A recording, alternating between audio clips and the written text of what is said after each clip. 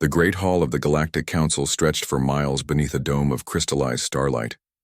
Hundreds of beings from across the galaxy sat in their assigned seats, their forms as diverse as the worlds they came from. Some floated in liquid-filled tanks, others stood on multiple legs, and a few existed as pure energy contained in special chambers.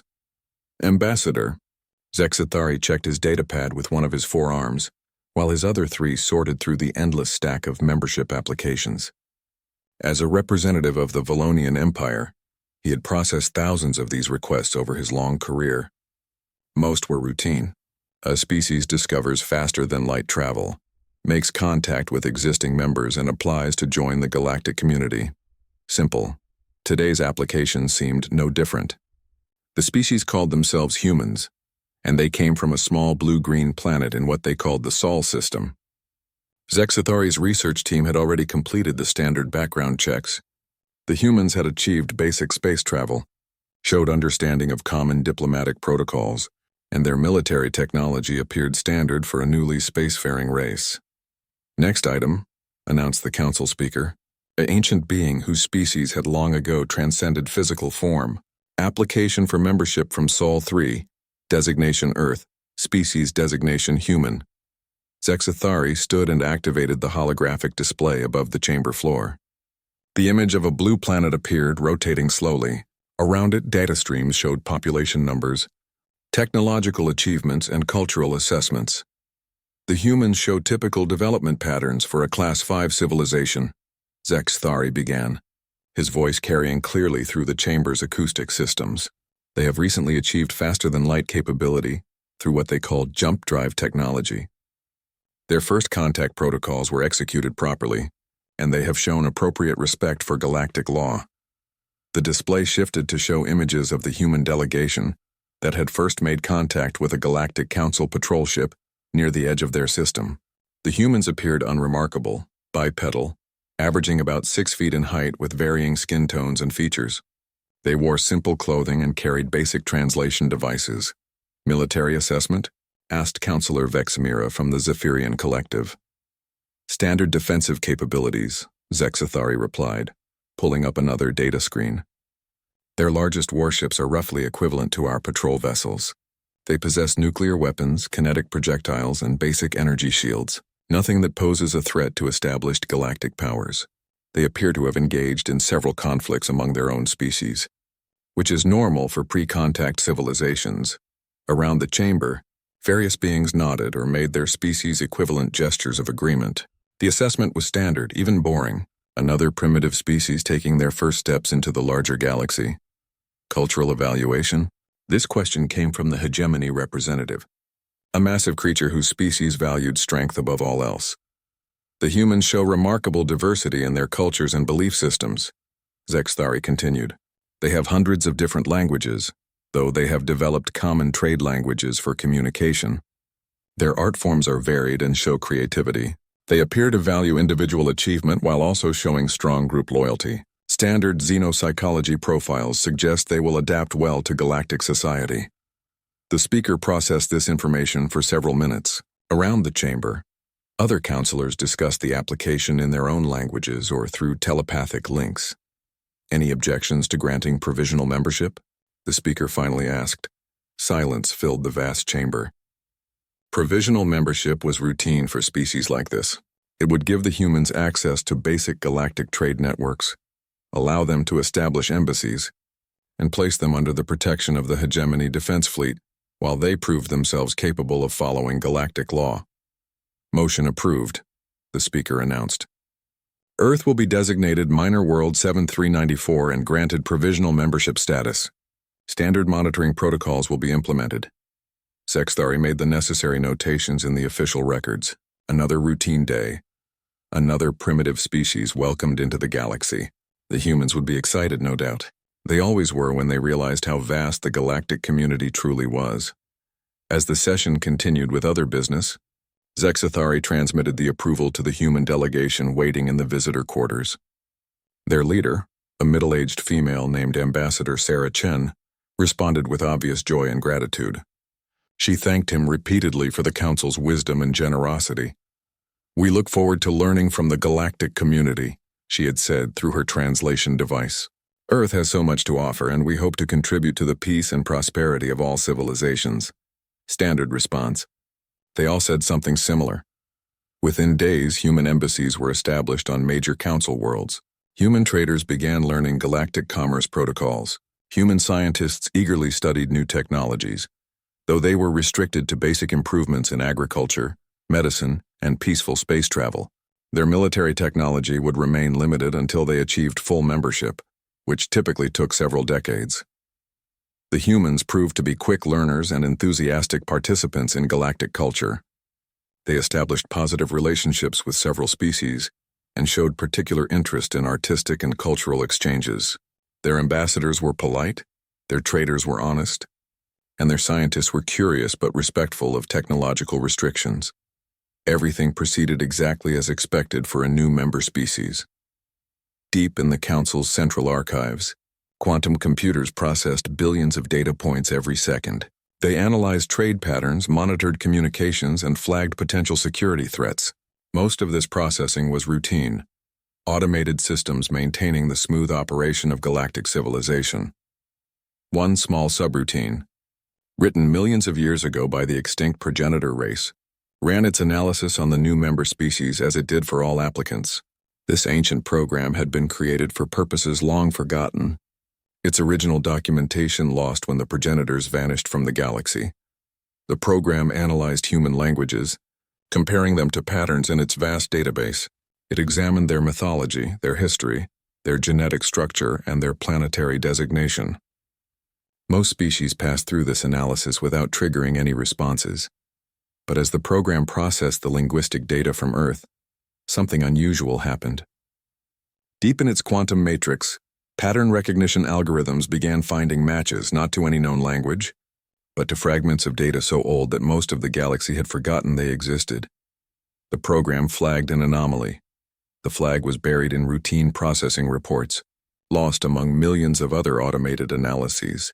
It would be weeks before anyone noticed it, and even then, it would likely be dismissed as a database error. For now, the humans continued their integration into galactic society, unaware that their very existence had triggered something that had been waiting in the depths of the galaxy's memory for eons.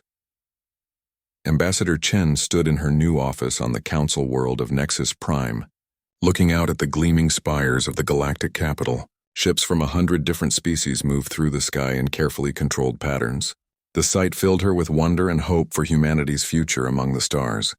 She had no idea that in the vast archives beneath her feet, an ancient program had just identified her species as something that should not exist, speaking a language that should have been forgotten, coming from a world whose true name had been hidden for millions of years. The galaxy continued its peaceful routine, unaware that the arrival of humanity had set in motion events that would soon shake the foundations of everything they believed about their history and their future. Dr. Kethmoran adjusted his environmental suit as he entered his laboratory on the research station orbiting Nexus Prime. As one of the galaxy's leading xenolinguists, he had spent decades studying how different species communicated. His specialty was finding connections between languages, tracing how words and meanings evolved across different worlds and cultures. The Zephyrian scientist had recently received permission to study human languages as part of the cultural exchange program. The humans had been remarkably cooperative, providing vast databases of their linguistic history. They seemed proud of their diversity, eager to share thousands of years of written records, songs, stories, and ancient texts. Kethmoran found their enthusiasm refreshing. Most species guarded their cultural heritage carefully, sharing only surface-level information with outsiders, but the humans had opened their entire linguistic database to him, from their most modern languages back to their oldest recorded writings. He began with the simple task of cataloging their major language families. Human speech patterns were surprisingly complex for such a young species. Most civilizations developed one or two primary languages before achieving space travel, but humans had maintained hundreds of distinct tongues across their single planet. As he worked through the data, something caught his attention. Buried in the human language called Sanskrit were word structures that seemed familiar. Not familiar in the way that related languages shared common roots, but familiar in a deeper, more disturbing way. Moran pulled up his database of ancient linguistic patterns. As a xenolinguist, he had studied fragments of what scholars called the predecessor language, theoretical reconstructions of how the galaxy's earliest civilizations might have communicated. Most experts believed these reconstructions were largely guesswork, based on tiny fragments found in archaeological sites across the galaxy. But as he compared Sanskrit roots to his predecessor database, the matches were undeniable. Not just similar sounds or concepts, but exact phonetic patterns that should not exist in any modern language. Curious now, Moran expanded his search. He found similar patterns in human languages called Sumerian, Proto-Indo-European, and several others. Each discovery made him more uncomfortable. These weren't random coincidences. The humans were speaking modified versions of words that supposedly died out millions of years before their species even evolved. The discovery that truly shook him came when he decided to analyze the name of their homeworld itself. The humans claimed Earth meant dirt or soil in their old languages, a simple, practical name for their planet. But when Moran ran the phonetic structure of Earth through his predecessor linguistic protocols, the translation matrix returned something completely different. The ancient meaning wasn't dirt or ground, it meant the crucible or forge world. Moran stared at the translation for a long time, trying to convince himself he had made an error. He ran the analysis again, using different parameters and comparison algorithms. The result was always the same. He decided to examine the word human itself. The species claimed it derived from their word for man or person, but Moran was no longer taking their explanations at face value. When he processed their oldest root words through predecessor linguistic rules, human translated to something that made his breathing apparatus falter. Those who remain, or the inheritors. For 3 days, Moran worked frantically through the human database, finding pattern after pattern that connected their languages to the theoretical predecessor tongue. It wasn't just a few words or concepts. The deeper he dug, the more he found evidence that human languages were built on the foundations of something far older than their civilization should have possessed. Finally, he could no longer work alone. The implications were too vast, too dangerous to keep to himself. He contacted Dr. Yilandra in the Council's Archaeological Division, one of the few experts who specialized in progenitor artifacts and culture. They met in a secure conference room, the kind used for discussing classified research. Yilandra listened as Moran presented his findings, her expression growing more concerned with each piece of evidence. "You're suggesting that humans speak a modern version of the predecessor language," she said finally. "That's impossible. The progenitors vanished millions of years ago, long before Earth's star system even formed." "I know how it sounds," Moran replied. "But the evidence is overwhelming. Look at this." He displayed a comparison chart showing human linguistic roots alongside predecessor fragments. The connections were clear and undeniable. "There's more," he continued. "I've been researching their mythology and ancient texts. They have stories about a time before time, about beings who shaped the world and then disappeared. Their oldest legends speak of inheriting the earth from previous guardians." Yilandra studied the data for hours, running her own analyses and comparisons. Finally, she looked up with an expression Moran had never seen on her face before: genuine fear. "We need to access the restricted archives," she said quietly. The restricted archives contained information from civilizations that had gone extinct under mysterious or dangerous circumstances. Access required approval from the High Council and was rarely granted for academic research. "What are we looking for?" Moran asked. "References to the Crucible," Yilandra replied. "If humans are speaking a predecessor language and their world translates to Forge World, then someone in galactic history must have encountered them before." The approval process took days of bureaucratic procedures and security clearances. When they finally gained access to the restricted archives, both researchers felt the weight of secrets that had been hidden for millennia. They started with civilizations that had vanished in the past million years, searching for any reference to Earth, humans, or anything called the Crucible. For hours, they found nothing but standard historical records of empires that had fallen to war, plague, or natural disaster. Then Yilandra found the first reference.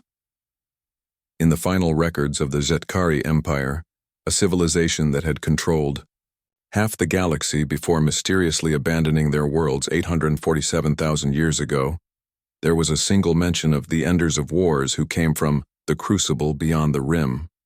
The entry was brief and cryptic, but it described how a devastating conflict between the Zetkari and an unnamed enemy had suddenly ended when those who remain intervened. The war had been consuming entire star systems, threatening to destabilize the galaxy itself. Then inexplicably it stopped. The enemy vanished, the Zetkari abandoned their empire, and peace returned to the galaxy.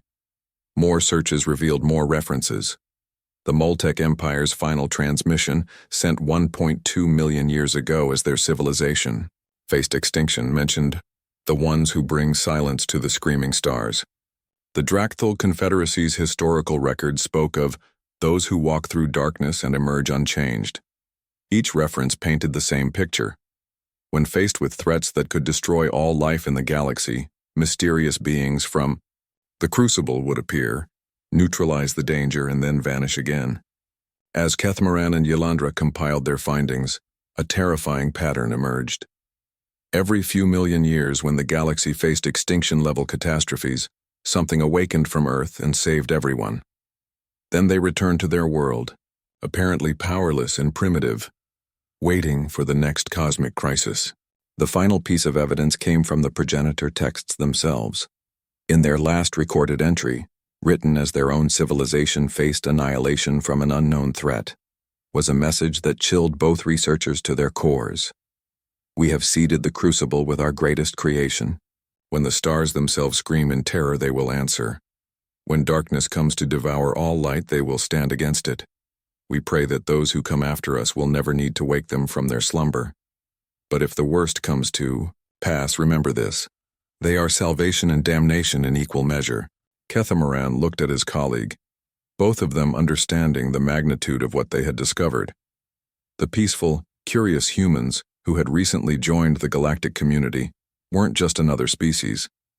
They were something far more ancient and far more dangerous than anyone had imagined.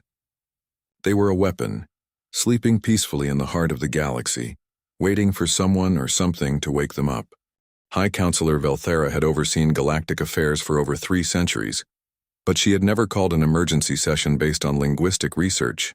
The request from Dr. Kethmaran and Dr. Yelandra seemed absurd at first, 2 scientists claiming that humanity represented some kind of ancient threat based on word origins and mythological references, but their evidence was compelling enough to warrant investigation.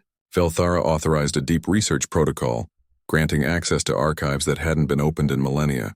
She assigned a team of historians, archaeologists, and xenobiologists to verify the scientists' claims. What they found changed everything. The investigation began with a comprehensive search of the progenitor databases. The progenitors had been the galaxy's first known civilization, achieving technological advancement that modern species could barely comprehend. They had mapped every star system, cataloged every form of life, and left behind archives containing the history of galactic evolution. But the progenitors had vanished suddenly, leaving behind only fragments of their knowledge and cryptic warnings about threats that existed beyond normal understanding. Most scholars assumed their warnings referred to natural disasters or extinct alien species. Dr. Zarketh, the team's lead archaeologist, discovered the first concrete evidence in a progenitor facility on the dead world of Kethvar. Hidden in quantum storage crystals were detailed biological schematics, genetic templates, for creating what the progenitors called emergency response organisms. The schematics matched human DNA perfectly. According to the progenitor records, humans weren't a naturally evolved species at all. They were a designed weapon system, created by combining genetic material from dozens of different species across the galaxy. Their creators had taken the best traits from the most successful warrior cultures, the most adaptable survival specialists, and the most intelligent problem-solving species, then woven them together into a single form. But the design went far beyond simple genetic engineering. The progenitors had embedded dormant neural pathways that would activate in response to specific cosmic phenomena. They had programmed cellular structures that could adapt to environments that would kill other species. Most disturbing of all, They had created psychological patterns that would transform peaceful individuals into unstoppable forces when triggered by the right stimuli.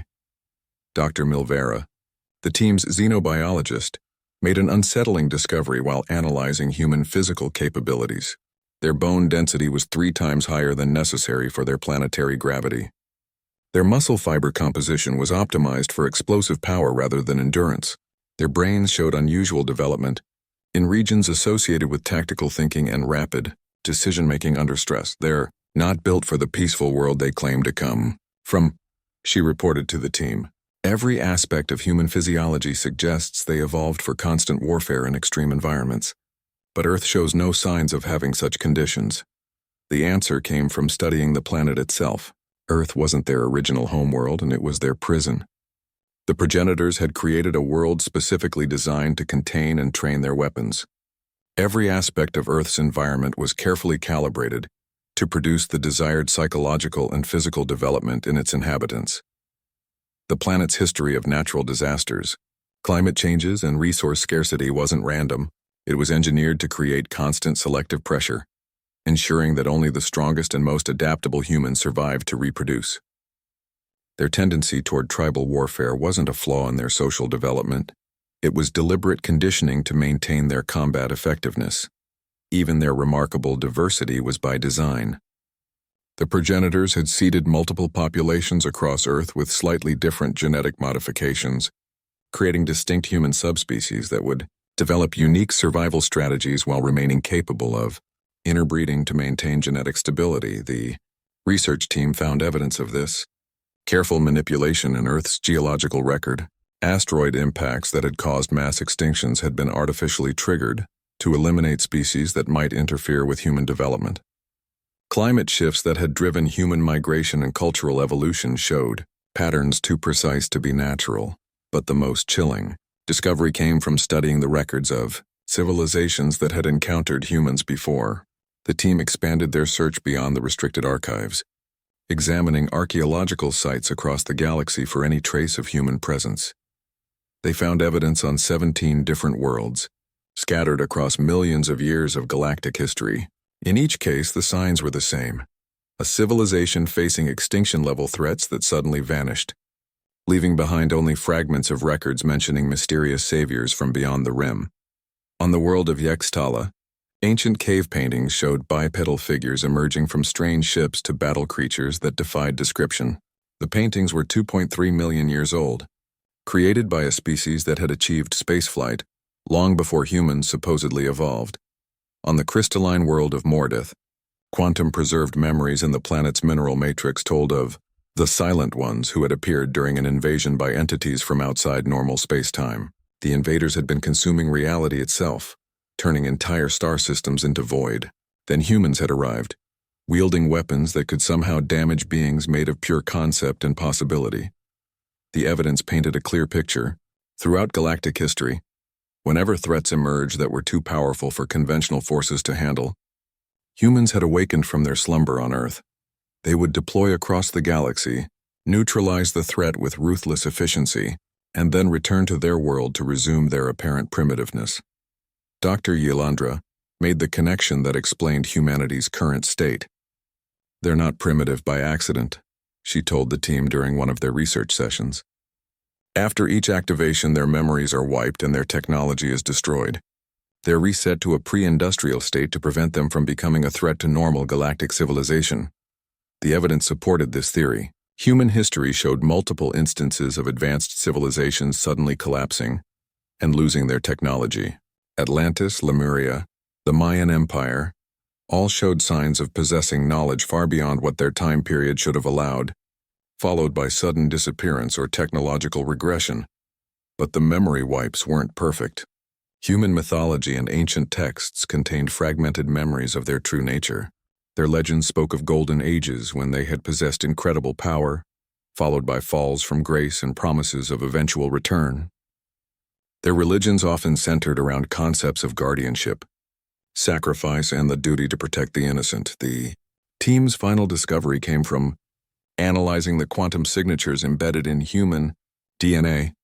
The progenitors had programmed activation triggers into the human genome specific cosmic events that would awaken their true nature without external intervention. These triggers included the approach of extragalactic threats, the emergence of reality-altering entities, the collapse of fundamental physical laws, and the detection of intelligence-consuming plagues.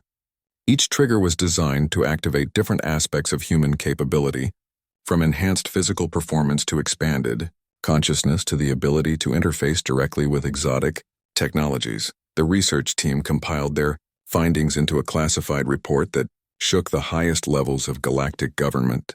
The implications were staggering. Humanity wasn't just another member species.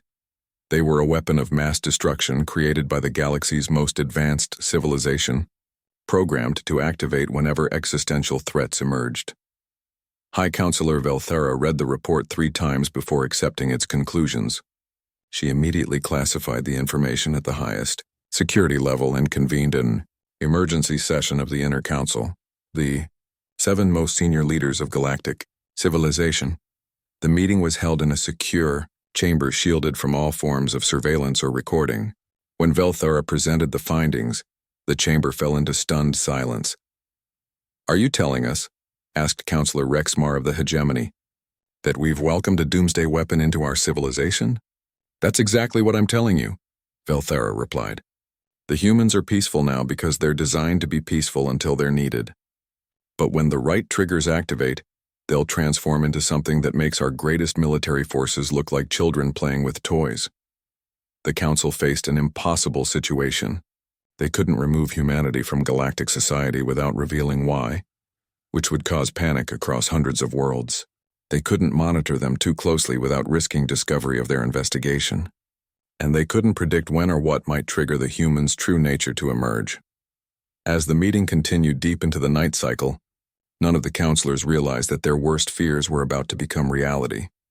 In the deep space monitoring stations at the galaxy's edge, long-range sensors were detecting something that would soon force them to discover just how accurate their research had been.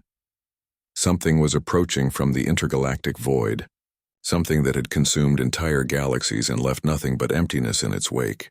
And somewhere in the quantum depths of human DNA, the emergency session of the Inner Council had been running for 18 hours when the first reports arrived from the Deep Space Monitoring Network.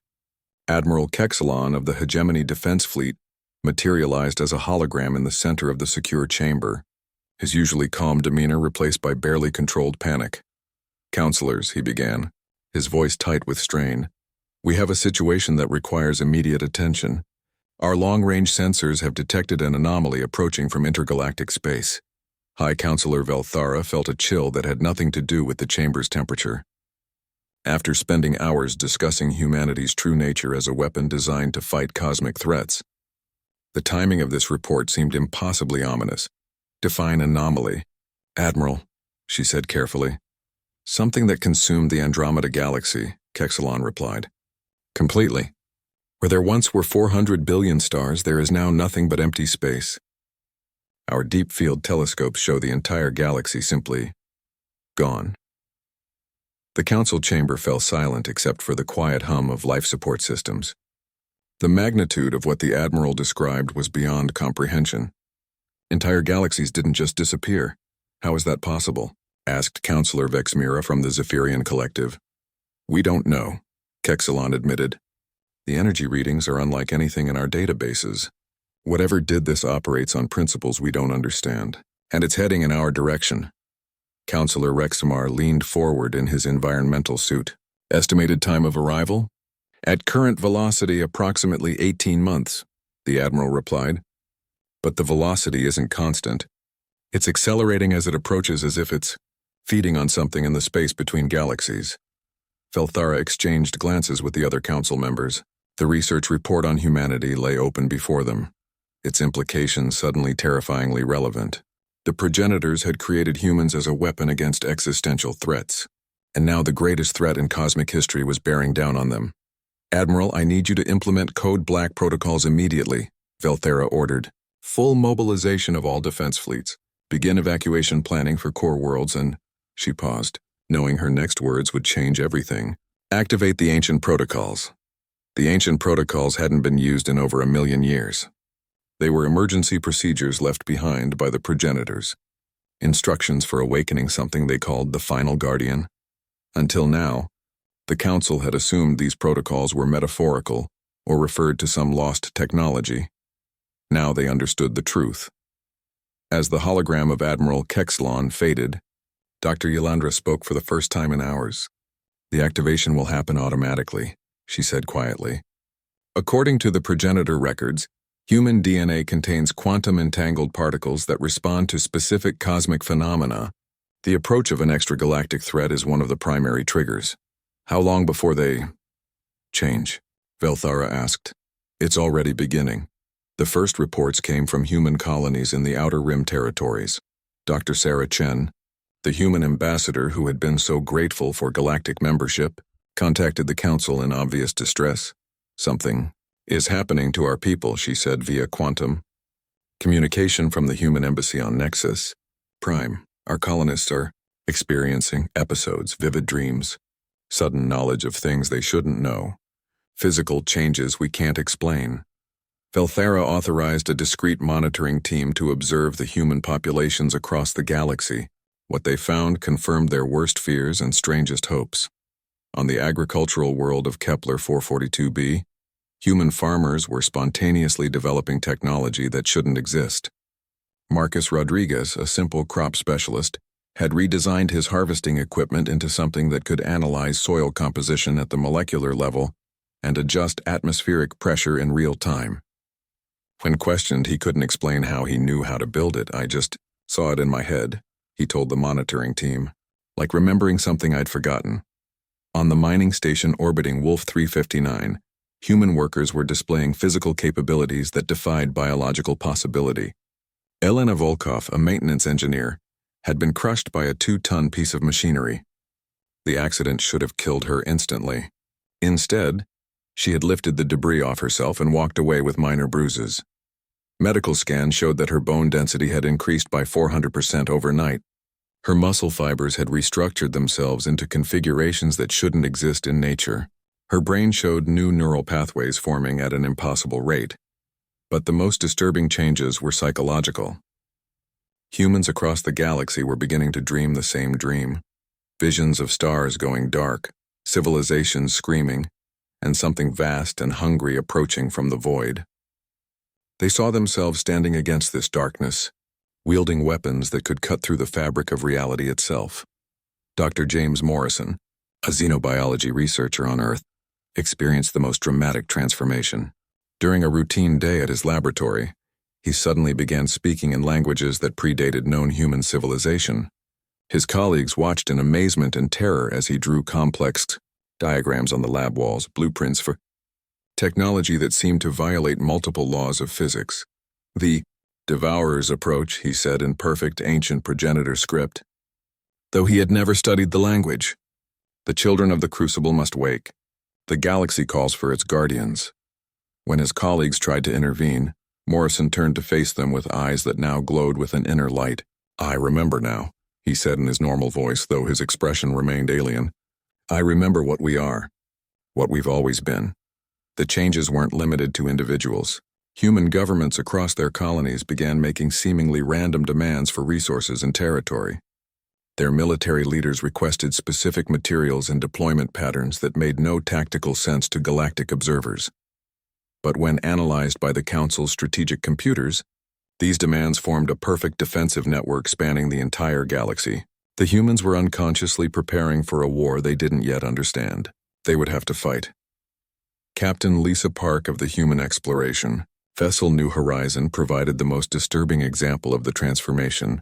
Her ship had been conducting routine surveys near the Galactic Rim when her crew began experiencing what they described as collective visions. The entire crew of 200 humans simultaneously gained knowledge of advanced engineering principles, tactical strategies, and weapon technologies that shouldn't exist. Working together with perfect coordination, they redesigned their civilian exploration vessel into something that galactic military experts couldn't classify. "It's not a warship," reported the hegemony analyst who observed the transformation. "It's something else entirely. The energy signatures don't match any known technology. It's as if they've learned to manipulate fundamental forces directly." Captain Park herself seemed unaware of the magnitude of what her crew had accomplished. "We're just making some modifications," she reported to Earth Command. "Nothing major. We want to be ready for whatever's coming." But when pressed for details about what was coming, she and her crew could only describe vague impressions of cosmic horror and their certainty that they would need to stop it. The Council realized they were witnessing the awakening of something that had slept for millions of years. The peaceful, curious humans who had joined galactic society were disappearing, replaced by beings who remembered their true purpose. Dr. Keth Moran, watching the transformation from his research station, made a discovery that filled him with both hope and dread. He had been monitoring human neural patterns during the changes and found that the humans weren't losing their original personalities. Instead, they were gaining access to genetic memories that had been locked away. "They're still themselves," he reported to the Council, "but they're also becoming what their creators designed them to be. They remember being guardians, remember fighting threats that could destroy entire galaxies, and they remember winning." The question that terrified the Council was whether the humans would remain loyal to the galactic civilization that had welcomed them, or whether their ancient programming would override their recent friendships and alliances. Ambassador Chen provided the answer during her final communication, before the transformation claimed her as well. "We understand what's happening to us," she said, her voice carrying new depths of authority and ancient sadness. "We know what we were created to do, and we know the price that will be paid."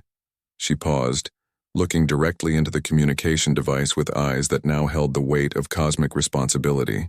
"But we also remember why we protect the innocent. We remember that every life has value.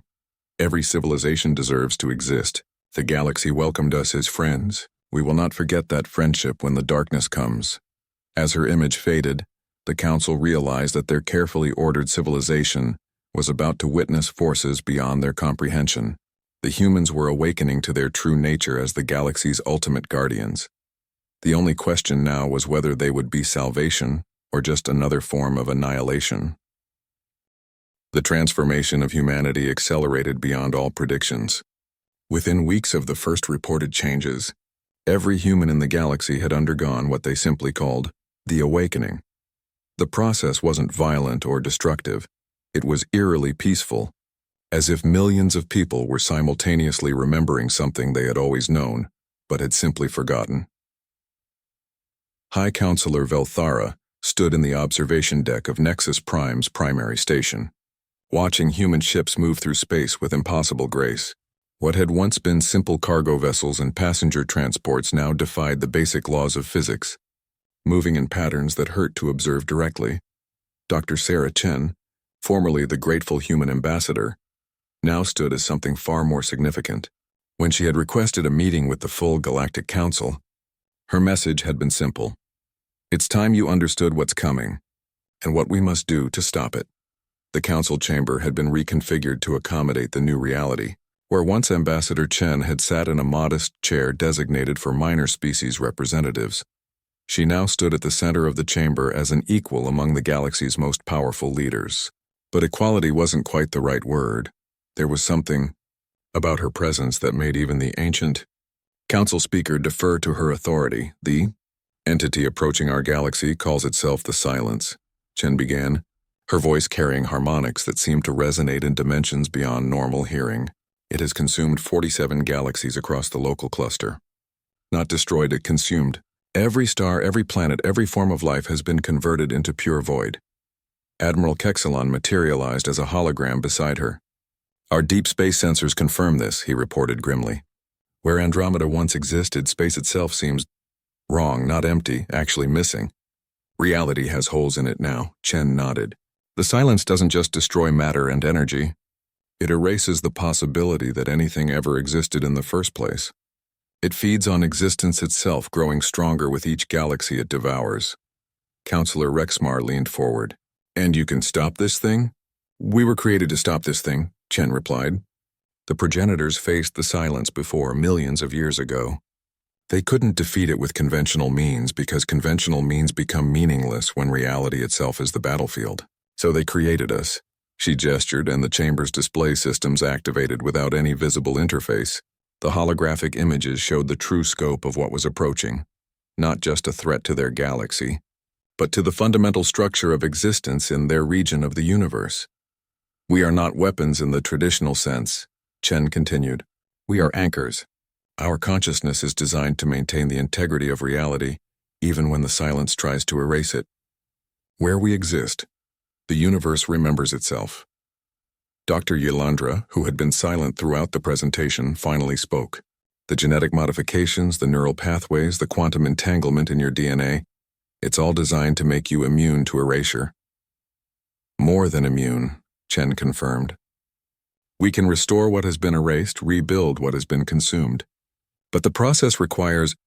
She paused, and for a moment her ancient authority wavered, revealing the human woman she had once been. It requires sacrifice. The council waited for her to continue. To anchor reality against the silence, we must become part of the quantum foundation of space-time itself. We can save the galaxy, but we cannot remain part of it. When the battle is won, we will exist everywhere and nowhere, maintaining the barriers that keep the silence from returning. High Counselor Velthara felt the weight of cosmic responsibility settling on her shoulders. How many of you?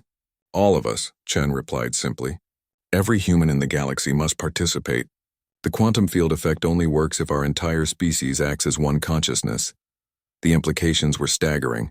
Humanity would sacrifice its entire civilization to save everyone else. They would become guardians not just of this galaxy but of reality itself in this region of the universe. Why? Asked Counselor Vexmira. You've only been part of our civilization for months. Why would you sacrifice everything for species you barely know? Chen smiled. And in that expression, the council saw the answer that had been building since humanity's first day in galactic society. Because that's what we were made to do, not just fight cosmic threats, but to value the existence of others above our own survival. The progenitors built compassion into our core programming alongside our combat capabilities. She looked around the chamber, meeting the eyes or optical sensors of each council member. You welcomed us as friends. You shared your knowledge, your cultures, your hopes for the future. In the time we've been part of this community, we've learned what civilization can be when different species choose cooperation over conquest. The display shifted to show human colonies across the galaxy. In each location, humans were working alongside other species, building things together, sharing discoveries, creating art that combined multiple cultural traditions. We've seen what you're trying to build here, Chen continued. A galaxy where differences are celebrated, where knowledge is shared, where every species has the right to exist and grow. That's worth preserving. That's worth any price. Admiral Kexalon stepped forward. What do you need from us? Time, Chen replied, and trust. We need 3 months to complete our preparations. During that time, our transformations will become more dramatic. Some of your people may be frightened by what we become. You'll need to help them understand that we're still their friends, even when we no longer look or act entirely human. The council voted unanimously to support humanity's mission, but the following months tested galactic civilization in ways no one had anticipated. The changes in humans became impossible to ignore. Their physical forms began shifting, adapting to exist partially outside normal space-time. They spoke in harmonics that could be heard across multiple dimensions. Their technology evolved beyond recognition, incorporating principles that violated known physics. On worlds throughout the galaxy, panic began spreading among non-human populations. Ancient fears of the unknown clashed with recent friendships as people watched their human neighbors transform into something beyond comprehension. Dr. Keth Morin found himself serving as a translator between species, helping explain that the beings who had once been human were still the same individuals who had shared meals, worked on joint projects, and built relationships across cultural boundaries. They're not becoming monsters, he told a gathering of frightened Zephyrian colonists. They're becoming something new because they have to, because if they don't, none of us will exist to be frightened of anything. The hardest part was watching the humans themselves struggle with their transformation. They maintained their personalities and memories, but their perception of reality was expanding beyond what biological consciousness could normally process. Captain Lisa Park, whose ship had been among the first to transform, sent a final message to her human family on Earth. I can see everything now, past, present, and potential futures. I can see the threads that connect every atom in the galaxy, the quantum songs that stars sing to each other, It's beautiful and terrible, and I understand why we had to be changed to perceive it." She paused, and when she continued, her voice carried the weight of cosmic perspective. "But I still remember being 7 years old and catching fireflies with Dad in the backyard. I still remember the taste of Mom's apple pie. Those memories are what make me human, even when my body isn't anymore. That's what we're fighting to preserve. Not just existence, but the meaning that makes existence worth having." As the silence approached the galaxy's edge, reality itself began to show strain. Stars flickered in and out of existence. Planets developed temporal anomalies. Space-time developed fractures that revealed the void beyond, and humanity took their positions. They spread throughout the galaxy in a pattern that defied three-dimensional thinking, each individual becoming a node in a vast consciousness network that spanned multiple dimensions. Where they positioned themselves, reality remained stable even as the silence pressed against the galactic barriers. The final battle, when it came, was unlike anything in the history of warfare. There were no weapons, no explosions, no dramatic confrontations. Instead, there was a cosmic-scale contest of will between the silence's hunger for non-existence and humanity's determination to preserve meaning in the universe.